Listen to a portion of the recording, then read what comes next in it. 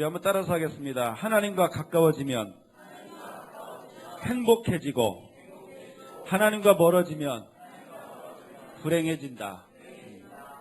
하나님이 멀어지는 사람을 불행하게 만드는 게 아니에요.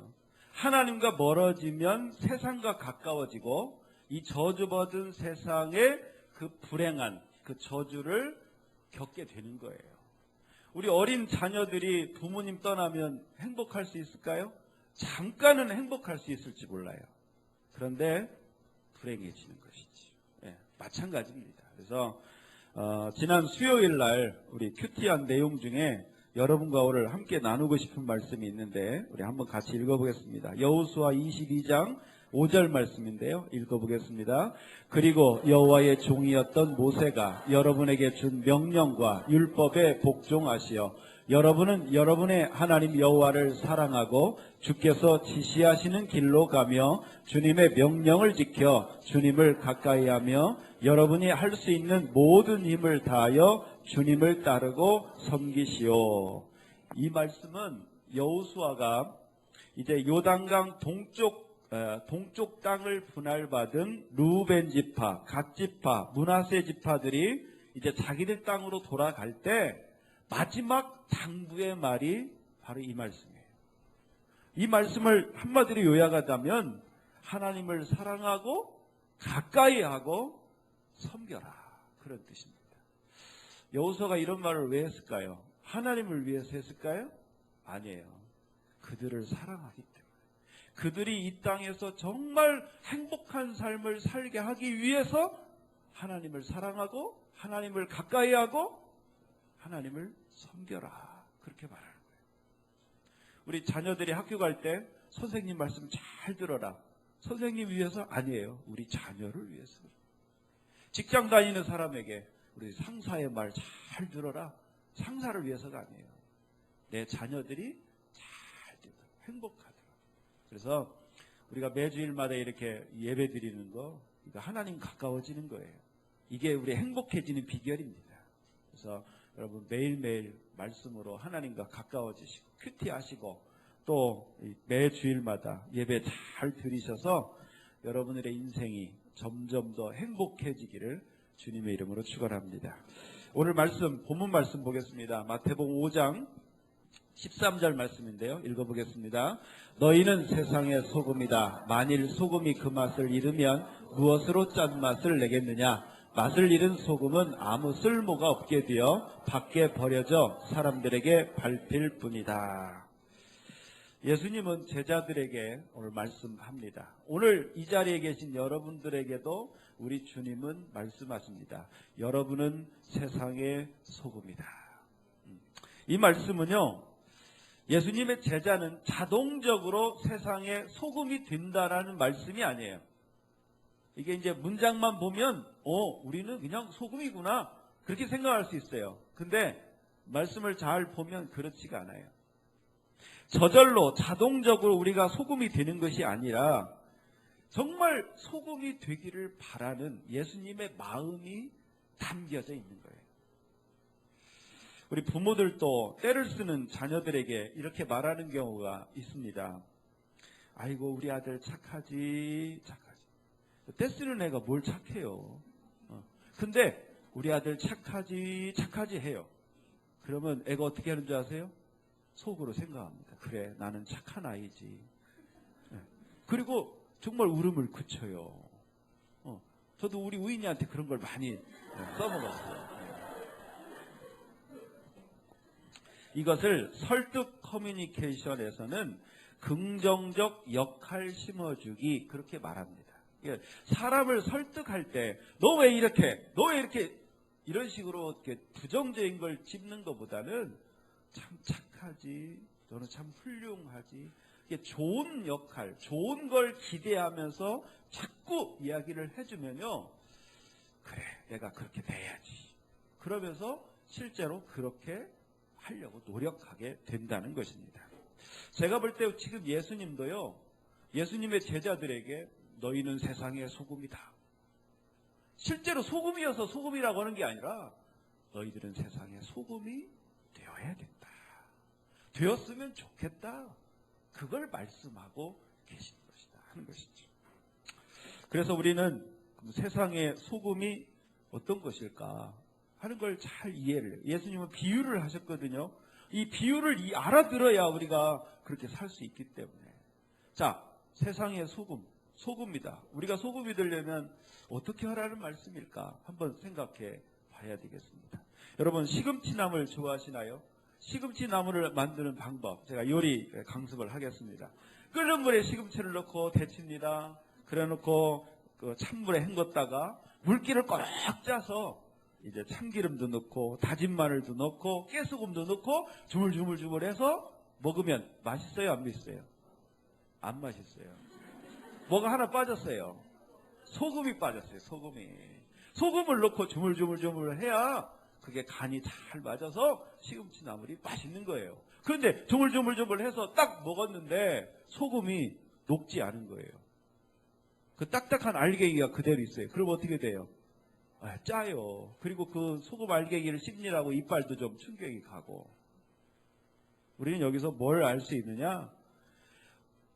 주님이 우리에게 세상의 소금이 되라고 하신 것은 첫째, 잘 녹아야 됩니다. 이 소금은요, 형태가 중요한 게 아니에요. 본질이 중요한 거지. 짠맛을 내는 게 중요하지 그 형태를 유지하는 게 중요하지 않습니다. 소금은 녹아야 됩니다. 우리 예수님의 제자들은요, 잘 녹아야 돼요. 다른 말로 무슨 얘기냐? 자기 주장을 너무 강하게 하지 말고 자기 틀을 너무 고집하지 말고 다른 사람과 잘 어울리라는 거예요. 자기 주장을 강하게 하고 자기 틀을 고집하는 사람은요, 이 녹지 않는 소금처럼 딱딱합니다. 가정이나 학교나 직장이나 교회에서 다른 사람과 잘 어울리지 못하고 튀게 됩니다. 좋은 말로 저 사람 개성이 강해 그러지요? 안 그래요. 실상은 튀는 거예요. 쟤는 왜 저래? 다른 사람과 잘 어울리지를 못해요. 이런 사람들은 대부분 대인관계에서 어려움을 겪습니다. 다른 사람과 의견 충돌이 자주 일어나고 다투고 싸우게 됩니다. 우리 속담에 이런 말이 있습니다. 모난 돌이 정 맞는다. 그런 말이 있죠. 대부분 순한 사람들, 대부분의 사람들은요, 그렇게 튀는 사람에게 너 왜 그래? 이런 소리 안 해요. 그냥 자네 좀 그렇지 하고 넘어가요. 근데 이 정의로운 사자들이 있어요. 튀어나오는 걸 꼭 한마디 하는 사람. 그런 사람들이 한마디 해요. 그럼 어때요? 상처받았다고. 그리고 또 싸우고 다투고 갈등하고 그런 거예요. 그래서 이렇게 다른 사람과 잘 녹아지지 못하는 사람, 이런 사람들은 결국에는 이 다른 사람과 싸우고 갈등하게 됩니다. 예수님의 제자가 이렇게 살아서는 되겠습니까? 안 되지요.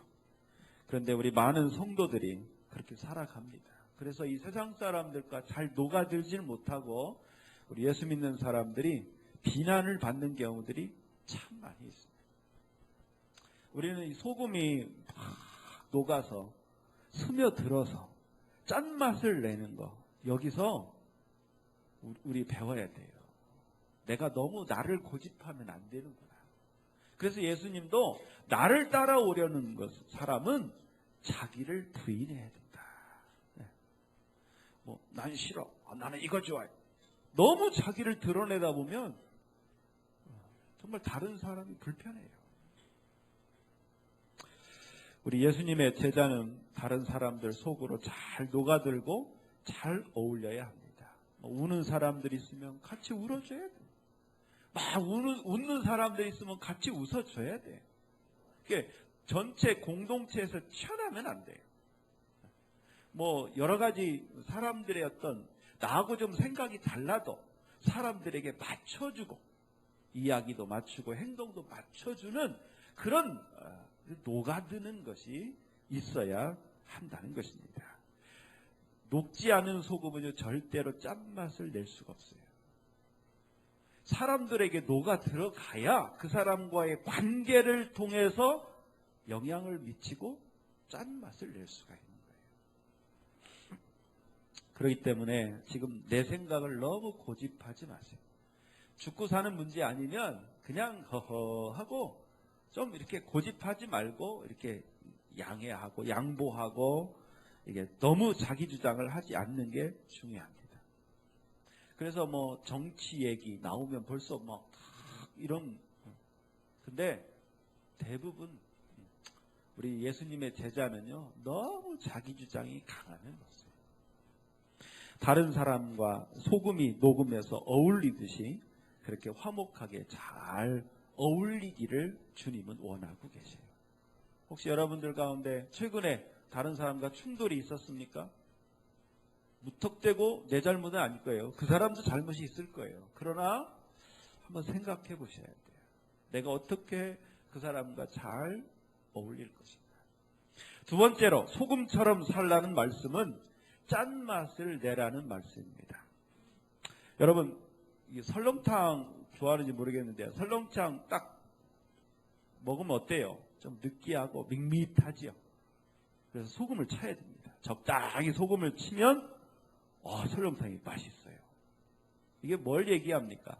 소금처럼 살라는 말이 뭐냐? 부족한 것을 도와주라는 거예요. 보충해 주라는 거예요. 여러분 소금 같은 사람이 누구냐? 잘 보고 다른 사람의 부족한 것들을 도와주는 사람. 그런 사람이 소금 같은 사람이에요. 되게 부족함을 보면 사람들은 비난합니다. 이 세상이 다 그래요. 근데 예수님은요, 우리는 비난하는 사람이 아니라 이 사람은 이게 어렵구나. 내가 도와줘야지. 그렇게 도와주면 소금 같은 사람이 된다는 거예요. 제가 오늘 아침에 준비하면서 아침에 드라마가 있어요. 산 너머 남촌에는이라는 드라마가 이제 뭐 옷을 입고 뭐 하다 보면 이제 봐요. 근데 오늘 아주 재밌는 장면이 하나 생겼어요. 그 어느 집에 고모가 집 나갔던 그 고모가 이렇게 집에 들어온 거예요. 그런데 어떤 남자가 이 고모를 잡으러 왔어요. 돈 달라고 잡으러 왔는데 이제 이 남자가 나는 사업도 망하고 여기 살아야 되겠다고 때를 쓰는 거예요.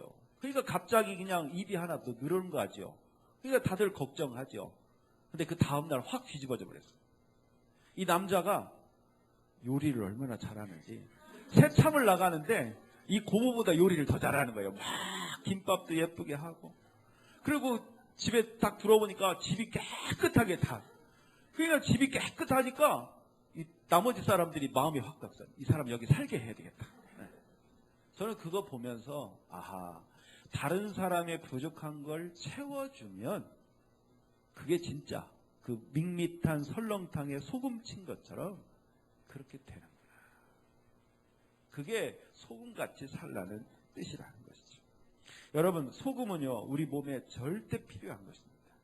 이 소금을 우리 몸에 먹어야 우리 신진대사가 활발하게 움직인답니다. 만약에 소금이 우리에게 부족하면 몸이 나른하고 두통이 생기고 메스껍고 체내 온도가 저하되고 염증 수치가 올라가고 철분이 부족해서 소화력과 빈혈 증상이 생기고 심해지면 생명이 위독하기도 하답니다. 그래서 소금을 반드시 먹어야 된답니다. 그 셀러리맨이라는 말이 있잖아요. 근데 원래는 그게 솔트, 소금에서 나온 말이래요. 로마 병사들은 월급을 소금으로 줬대요. 소금이 귀했으니까. 그만큼 소금은 필요하다. 이걸 뭘 얘기하느냐? 이 세상에 소금이 되라는 말씀은 이 세상에 꼭 필요한 사람이 되라. 여러분 가정에 소금이 되는 사람, 가정에 꼭 필요한 사람이 되라는 것이죠. 결론적으로 예수님의 제자는 가정이나 학교나 직장이나 교회에서 튀지 말고 다른 사람과 충돌하지 말고 잘 어울리면서 다른 사람을 도와주는 꼭 필요한 사람이 되라는 거예요. 한번 여러분 생각해 보세요. 여러분 가정에서 여러분 얼마나 필요한 사람이 되고 있습니까? 가정에서도 필요 없는 사람들이 물론 다 필요하죠. 근데 필요 없는 것처럼 사는 사람들이 있어요. 직장에서도 그래요. 직장에서도 내가 이 직장에서 어떻게 얼마를 받고 받을 것만 생각하지 말고 예수님의 제자는 내가 이 직장에 얼마나 필요한 사람이 내가 되어야 될 것인가, 내가 뭘 도와줄 것인가, 그걸 찾으세요. 그걸 찾는 사람이 결국 소금 같은 사람이에요. 세상 사람들은 그렇게 안 살잖아요. 우리는 그렇게 살아야 돼요. 내가 소금이 돼야 되겠다. 내가 뭘 도와줄 것인가. 교회에서도 저는 여러분들이 소금 같은 사람들이 되었으면 좋겠어요. 꼭 필요한 사람. 이왕 다닐 거라면 좀 흔적을 남겨야죠. 흔적을. 예수님의 제자는요, 치는 사람이 되어서는 안 돼요. 눈살 찌푸리게 하는. 그리고 있으나 마나한 사람이 되어서도 안 됩니다. 어디서나 꼭 필요한 존재, 소금 같은 여러분들이 되시길 주님의 이름으로 축원합니다. 그 다음에 우리 14절에서 16절 말씀 읽겠습니다. 너희는 세상의 빛이다. 산 위에 있는 도시는 숨겨질 수 없다. 등불을 뒷박 안에 두지 않고 등잔대 위에 놓는다. 그래야 등불이 그 집에 있는 모든 사람에게 빛을 비추게 될 것이다. 이와 같이 너희 빛을 사람들에게 비춰라.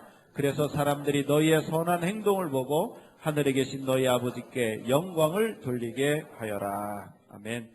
사람들은, 세상 사람들이 자기를 알아주고 자기를 높여주기를 원합니다. 여러분 안 그러시나요? 다 그러지. 다른 사람들이 무시하면 싫어. 다른 사람들이 나를 존중하고 나를 높여주기를 원합니다. 근데 오늘 말씀에 그렇게 사람들에게 높임을 받는 비결이 나와 있어요. 뭡니까? 등잔대 위에 놓는다. 무슨 뜻인가요? 사람들이 높여준다는 거예요. 그 높임을 받으려면 어떻게 해야 되느냐? 빛을 비춰야 되는 거예요. 여러분, 등잔대 위에 등불이 꺼졌어요. 그럼 어떻게 해요? 그대로 놉니까? 내려야죠. 우리 등이 나갔어요. 그러면 빼내버려야죠. 그리고 새로 갈아 껴야 되죠. 마찬가지예요.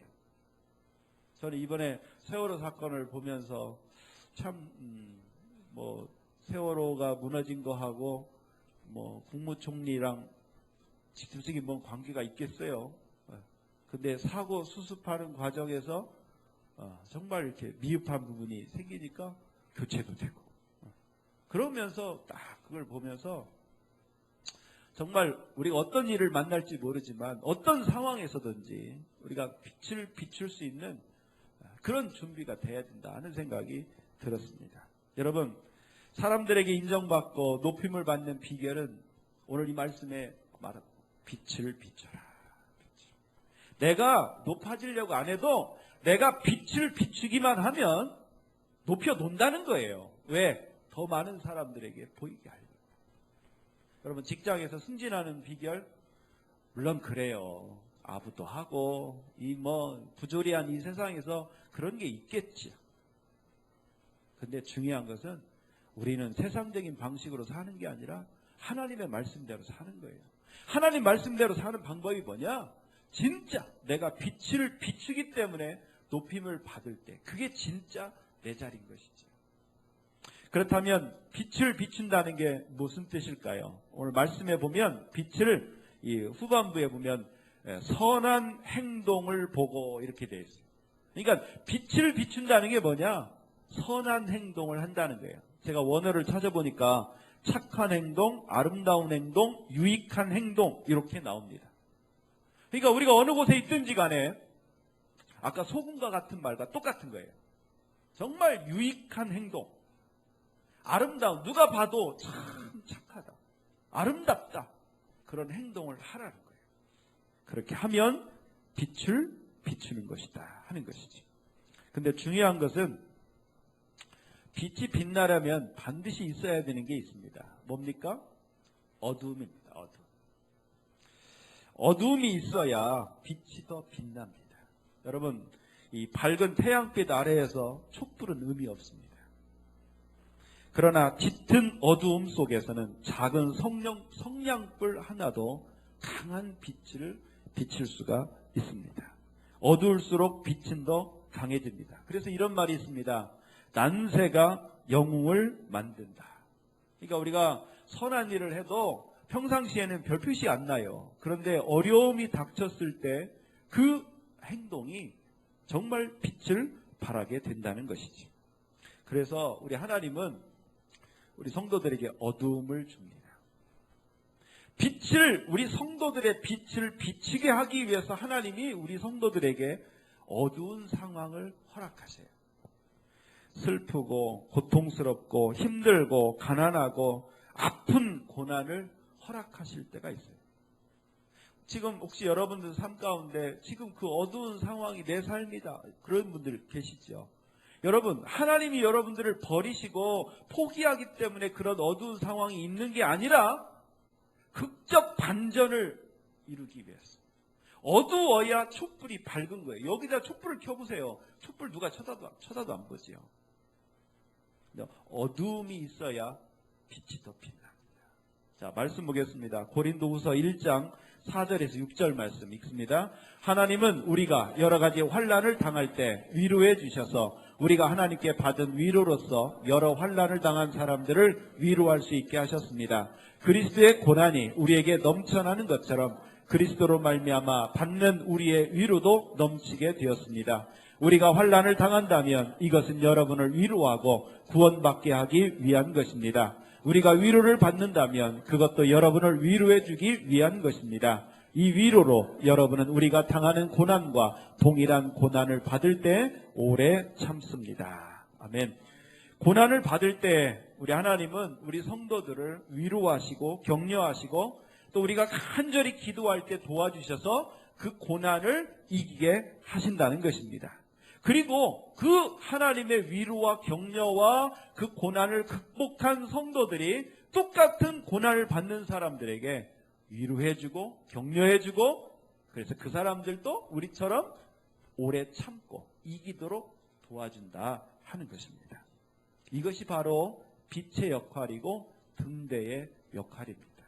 여러분, 등대는 낮에 밝히지 않습니다. 어두울 때 밝히는 거예요.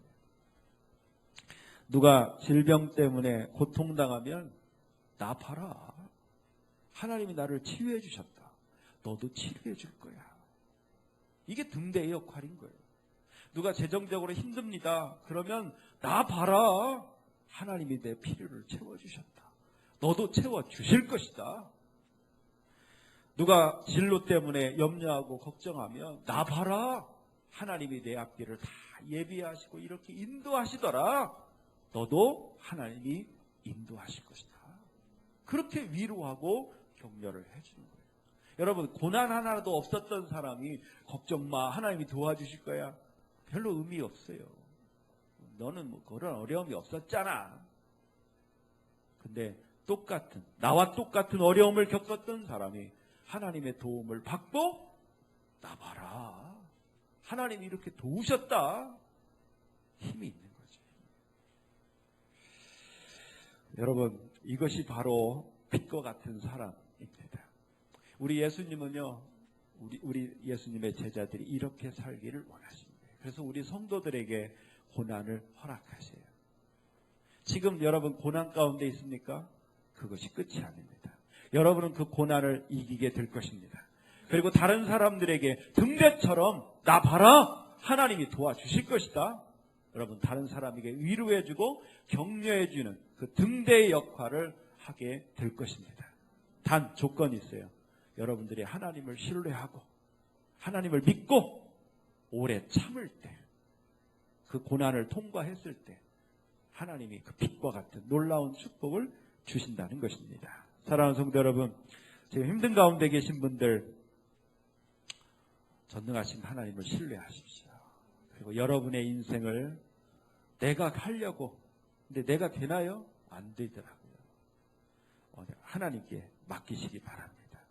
주님 손에 맡기면요, 주님이 우리를 위로하시고 격려하시고 인도하시고, 그래서 우리 해결하게 하시고, 그래서 우리로 하여금 다른 사람에게 위로하고 격려하고, 봐라, 하나님이 이렇게 도우신다, 다른 사람들을 위로하고 격려할 수 있는 사람으로 만들어 주실 것입니다. 이것이 바로 빛과 같은 사람입니다. 오늘 말씀 정리합니다. 소금과 같은 사람, 빛과 같은 사람, 똑같습니다. 똑같이. 빛이 없으면 어떻게 삽니까? 못 살지.